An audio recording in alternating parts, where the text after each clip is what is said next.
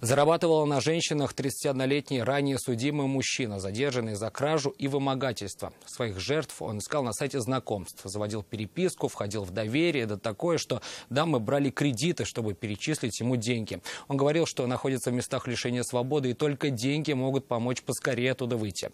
Ленар Гинатуллин узнал, что присылали ему женщины не только финансы, за что потом расплачивались гораздо большими суммами.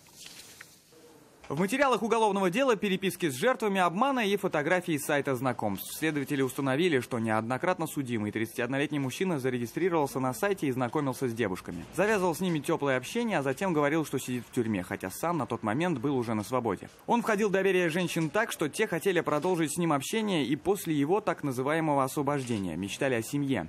Так трое из них перечислили на счет мужчины большие суммы якобы для его досрочного освобождения. Одна из женщин, взяв несколько кредитов, перечислила своему потенциальному мужу около 600 тысяч рублей. Вторая взяла микрозайм и заняла у знакомых 182 тысячи, а третья отправила больше 2,5 миллионов. Ей он угрожал, что опубликует ее обнаженные фотографии.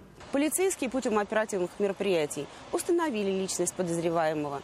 Им оказался 32-летний, ранее многократно судимый за имущественные преступления житель Казани, недавно освободившийся из мест лишения свободы. От дачи показаний задержанный отказался. Решением суда в отношении него избрана мера пресечения в виде заключения под стражу. В отношении молодого человека были возбуждены уголовные дела по статьям кражи и вымогательства. Сейчас их расследование уже завершено и дела переданы в суд. Ленар Гинатуллин, Нафиса Минязова, вызов 112.